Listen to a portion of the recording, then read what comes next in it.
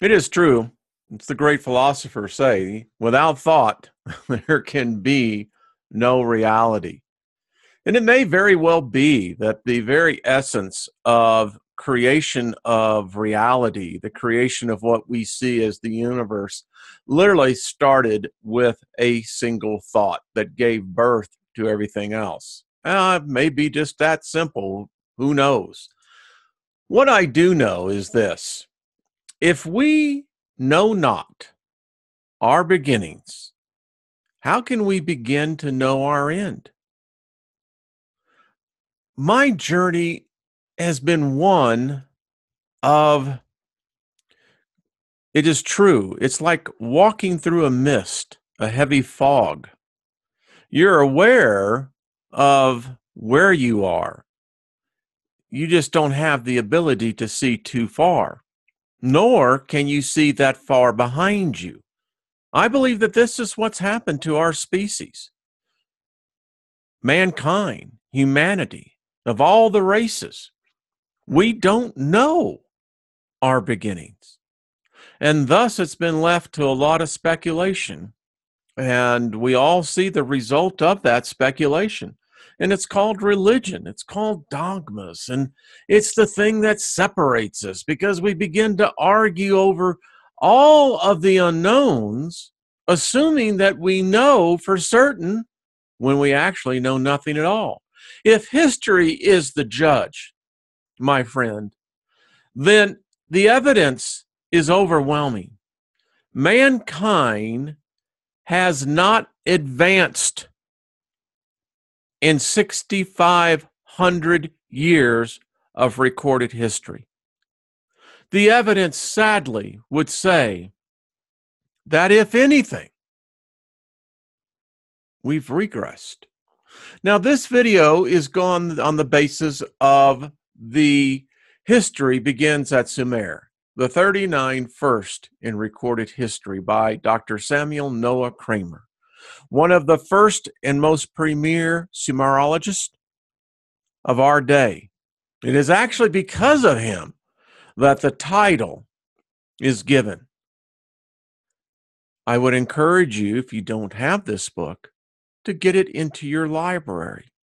It will advance your understanding and most likely begin to alter your perception of what you think reality is for our species. Sumerians. Do you know 200 years ago, virtually nothing was known of these people? It was not taught in the hallowed halls of higher education.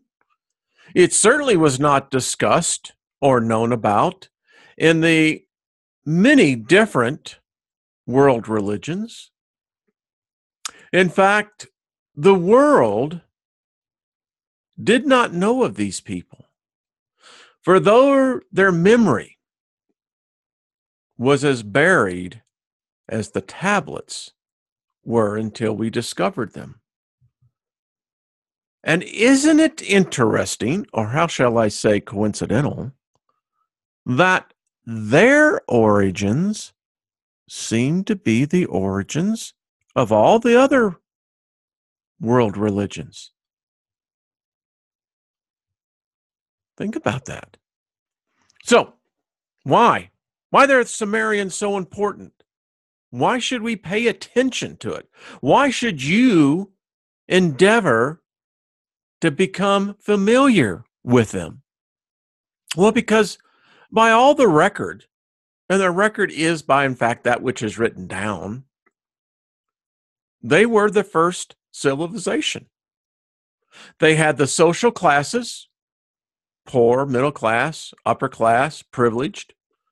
They had the supply system for their food throughout the whole kingdom, the whole nation. They had their religion. They were definitely polytheistic. Their religions more rested in their literature of poetry, but no doubt played a major role. They had an organized system of government.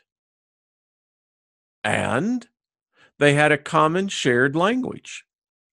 Their culture was diversified within themselves of their society, and they had great technology. So this would then qualify them as the first recorded civilization. Now, this is one of the ancient cities, Eridu, over 6,000 years old. Now, don't before you just pass this up, stop and look at those bricks. A human hand fashioned them. They had technology. They understood mathematics. They understood architecture. They understood agriculture. They understood forms of government. They understand the rule of law.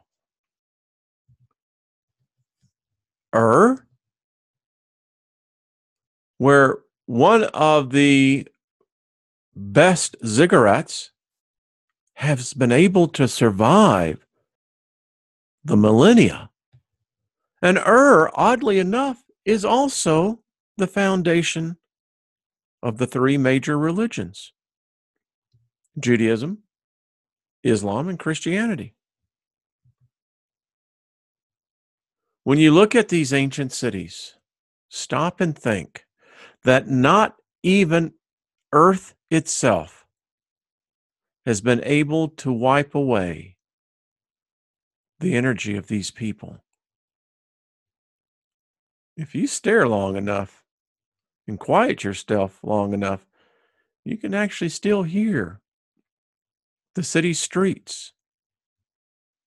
You had merchants on the boulevards trading their goods, fresh vegetables. All that a city would need, they had. And though it looks nothing like it was, this, more than anything else, along with the tablets, tells us that our perception of history is wrong.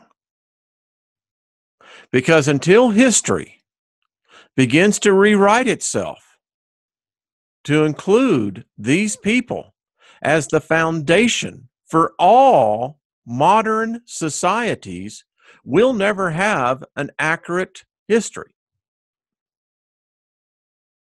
These people were the seeders, at least for what we would call modern society, that, elevates you above everyone else. We have flaws, we have sophistication, we have morals, we have ethics. They did too. Now, I dare say that I don't believe any modern building today will be able to last 1,000 years, much less 6,000 years. It's remarkable and almost miraculous that this record even exists today, that we found it. And what we have discovered will change everything. Everything. And this is what started it. The modern religions hate this. When this became established, they were in the death throes of fear. For these mere symbols of these ancient clay tablets, a person looking at them would have no idea what was written there. But what this did, and what now the over 50,000 that have been discovered and the more that are being discovered, these have changed history. And the thing about it is, it threatens not only all modern religions, but all of the dogmas. Everything that where we stand today is on nothing more than a foundation of sand. The day will come, hopefully, where we might be able to shore up that foundation with something more than sand. Because you see, here's the problem. If you don't have your God in these tablets, then no matter how you want to position this, that God comes in second place. And no matter how much we want to argue with this, no matter how much we want to reject it, it becomes an essential element of a factual history. It's just the truth. We've gotten good at this. We now know there are people, you can take courses where you can become yourself well-versed in Sumerian cuneiform. And here's the thing. Our alphabet came from these people.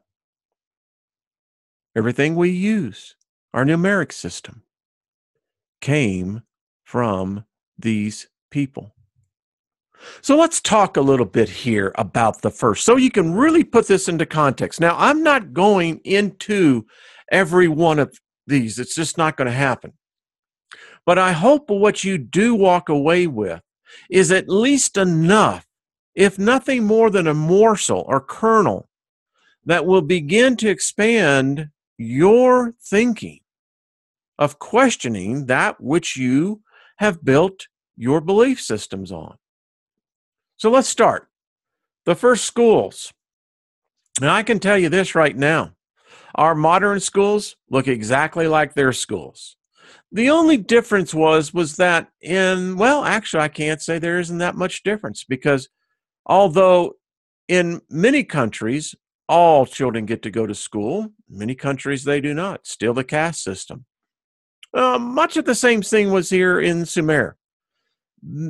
Typically, the middle class or wealthy were the ones who sent their males to schools. Girls did not go to school. So that's changed. And I dare say the discipline system was brutal. In fact, it was so bad it led to our next first.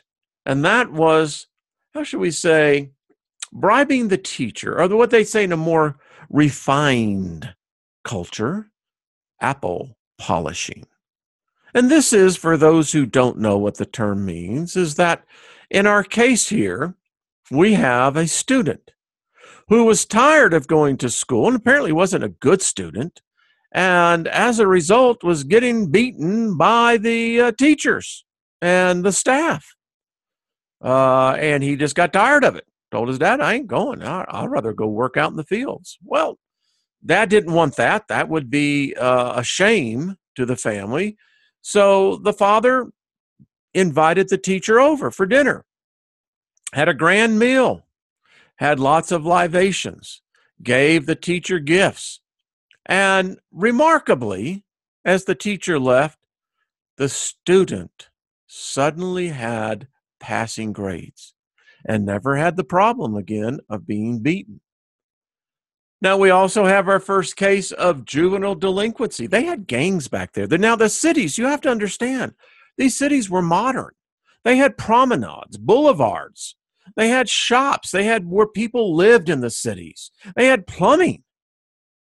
They had their system of lights.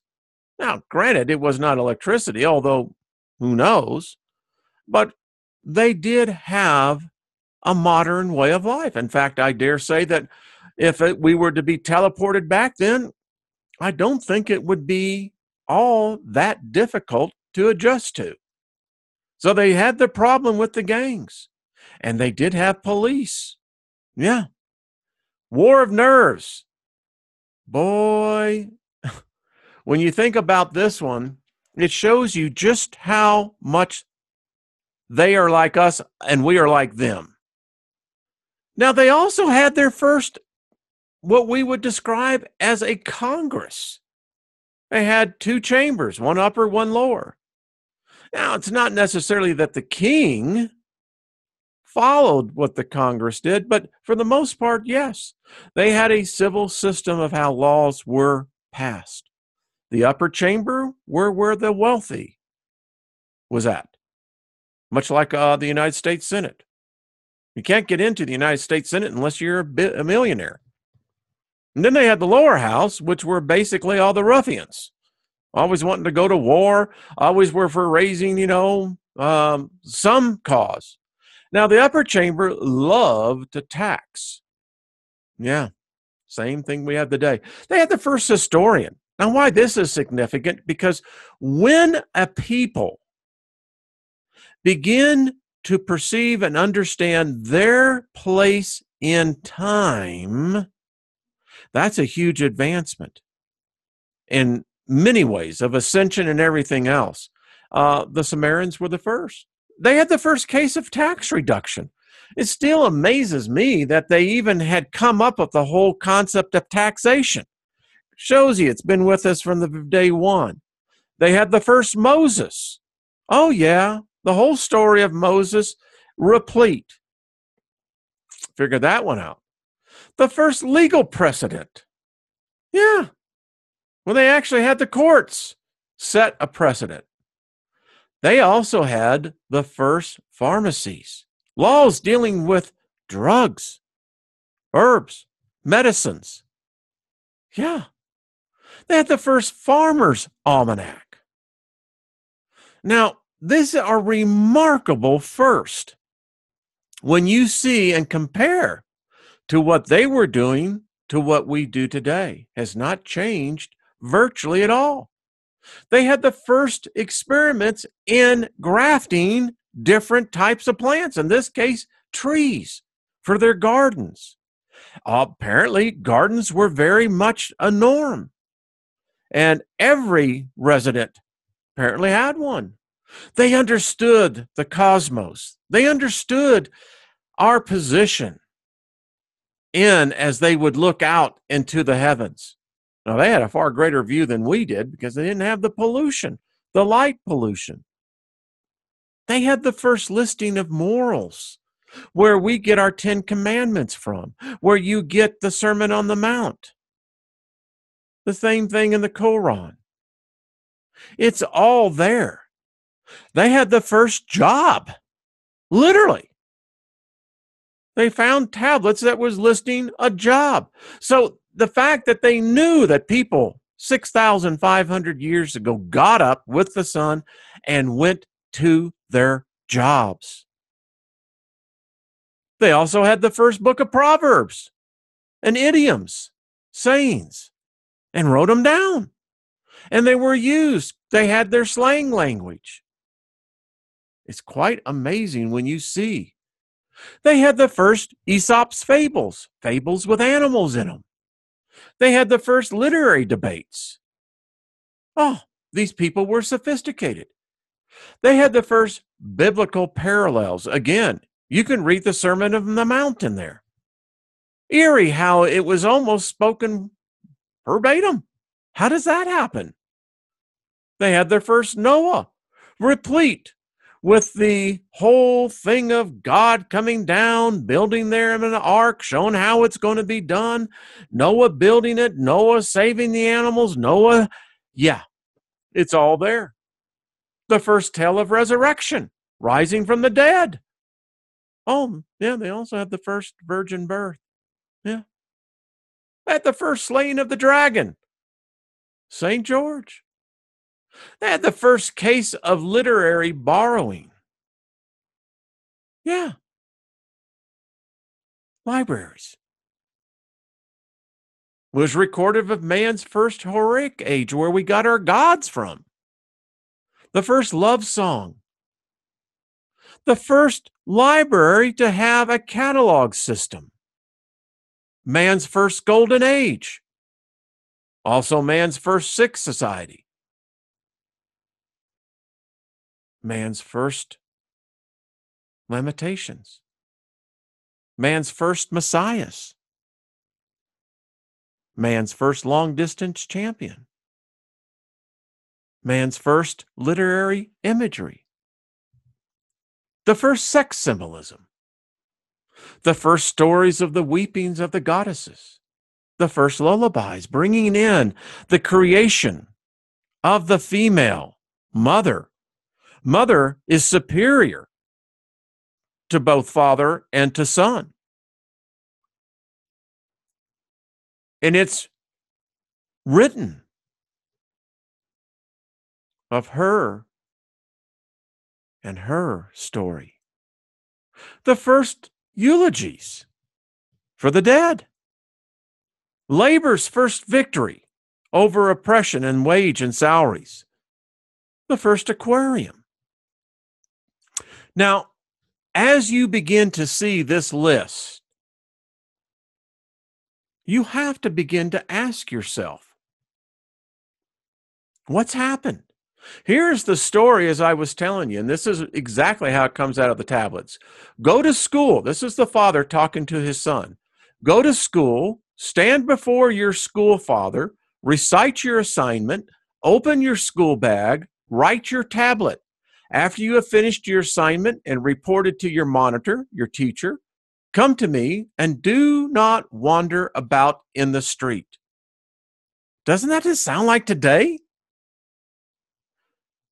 When I went through this book, and I do cherish it, it begins to tell me of a story that is not myth, it's not dogma, it's not, how shall we say, ideologies, it's fact. And it makes these people very much that I can relate to. They weren't any different than you and I. Now, it is amazing how now you have the rush of all the major religions trying to come back and tell you, oh, no, our God was right in there. Well, then, if that's what you're saying, there is no Jesus. There is no Jehovah. There's only Enlil. Enki? But why? Why was the Sumerians the first civilization? Now, I have no doubt we will dig deeper and we will find, as we are, more records of yet more ancient people. And I would be willing to bet that when we find those artifacts, I believe we're going to find that they were more advanced than us. But here's the problem. When you compare and do a comparison of modern society to that of the Sumerian society, it reveals that mankind has advanced little in over 6,500 years. If anything, man has regressed. Now, that's a frightening indictment that we're regressing, not advancing. And the question is why? We so cavalierly throw this off because, well, I know this information. I'm on to more advanced things. Yeah. Well, no matter how advanced you are, if you haven't got this down, that means you've got a void in your foundation. And voids in foundation have a tendency to have cataclysmic results. So consider, none of the modern gods, society hasn't changed, and technology, in its truest essence, really hasn't advanced all that much. What is going on?